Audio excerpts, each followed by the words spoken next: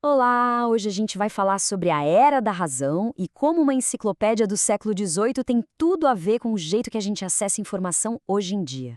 Parece uma viagem no tempo, né? Mas essa conexão é direta. Bom, vamos começar com algo que todo mundo conhece, a Wikipédia.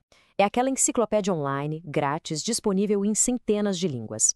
A grande mágica dela é ser colaborativa, ou seja, escrita por milhares de voluntários no mundo todo. Na prática, qualquer um com acesso à internet pode, em tese, se tornar um editor. Tá, mas aí fica a pergunta, né? O que um projeto digital supermoderno do século XXI tem a ver com uma coleção de livros de mais de 250 anos atrás? A resposta está bem aqui, na enciclopédia. Ela é, digamos, a ancestral espiritual da Wikipédia. Um projeto que foi tão revolucionário na sua época que ousou desafiar tudo e todos. Então vamos mergulhar um pouco nesse projeto para entender a ambição gigantesca que existia por trás dele. A enciclopédia começou a ser publicada lá na França em 1751. E não era pouca coisa, não. Era uma obra monstruosa, 35 volumes que levaram mais de 20 anos para ficarem prontos. E qual era o objetivo? Um objetivo bem modesto: juntar todo o conhecimento humano disponível e fazer com que o máximo de gente possível tivesse acesso a ele. E quem estava no comando dessa empreitada? Bom, os editores-chefes, por assim dizer, eram o filósofo Denis Diderot e o matemático Jean d'Alembert. E eles convidaram os maiores especialistas da época para colaborar. O Diderot tinha um objetivo que parecia super nobre, né? Tornar as pessoas mais instruídas para que elas se tornassem mais virtuosas e, no fim das contas, mais felizes. Uma ideia linda, poderosa, mas que não foi nem um pouco bem recebida pelas autoridades da época. Porque para a monarquia e para a igreja, essa coleção de conhecimento não era uma bênção. Era, na verdade, uma ameaça, um perigo real. E para a gente entender por que um livro podia ser tão perigoso, a gente precisa falar do movimento de ideias que estava incendiando a Europa naquela época, a Era do Iluminismo. O Iluminismo, ou Ilustração, foi basicamente um movimento que defendia a razão como o valor mais importante de todos.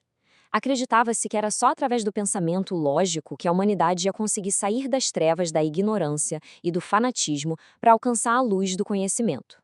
E é aí que o conflito central da era aparece: a briga entre a razão e a autoridade que já estava estabelecida.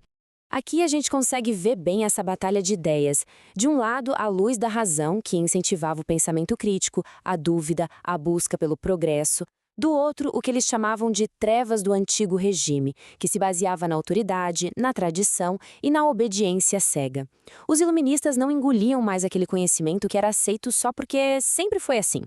E aí que está o ponto crucial. A enciclopédia desafiava a base do poder. Ela basicamente dizia que o conhecimento de verdade não vinha de Roma ou do palácio do rei. Vinha da nossa experiência, da observação do mundo e da nossa capacidade de pensar. Isso era uma afronta direta à igreja e ao poder absoluto dos reis. Claro que essa revolução no pensamento foi construída sobre as ideias de grandes filósofos. Vamos conhecer 4 dos mais importantes que ajudaram a criar essa nova forma de ver o mundo. Primeiro, o inglês John Locke. Ele defendia que todo mundo já nasce com direitos que são naturais: vida, liberdade e propriedade. E os governos? Eles só existem para garantir que esses direitos sejam respeitados. Se um governante virasse um tirano, o povo teria todo o direito de se rebelar. Isso foi a semente do liberalismo político. Depois temos o francês Voltaire. Ele era um crítico superácido da intolerância religiosa e da falta de liberdade. E por falar o que pensava, ele foi preso 2 vezes e teve até que fugir do país. É atribuída a ele aquela frase que virou quase um hino da liberdade de expressão: "Posso não concordar com uma palavra do que se diz, mas defenderei até a morte o direito de dizê-la." Já o jurista Montesquieu, ele percebeu um problema fundamental. Quem tem poder tende a abusar dele. Era preciso criar um sistema que evitasse que todo o poder ficasse concentrado na mão de uma pessoa só. E a solução que ele bolou foi genial: dividir o governo em 3 poderes independentes.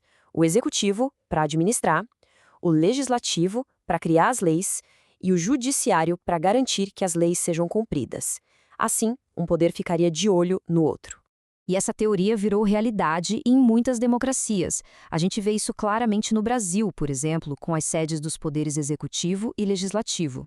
E aqui, a sede do Poder Judiciário, o Supremo Tribunal Federal. A estrutura de muitas nações modernas foi moldada por essa ideia do Montesquieu. E por último, Jean-Jacques Rousseau. Ele trouxe uma das ideias mais radicais de todas, a de que a soberania, ou seja, o poder supremo, pertence unicamente ao povo. O governo seria só um representante da vontade da maioria e poderia ser trocado se não fizesse seu trabalho direito.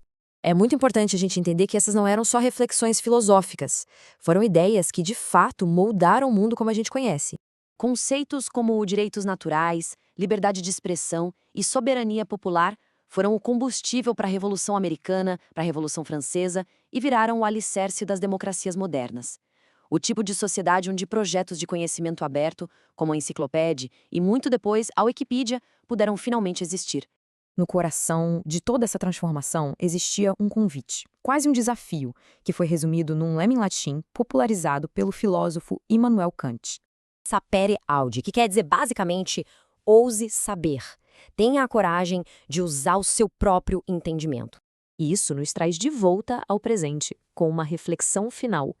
Hoje, numa era em que a gente tem acesso infinito à informação, com as nossas próprias enciclopédias colaborativas no bolso, o que realmente significa hoje ousar saber?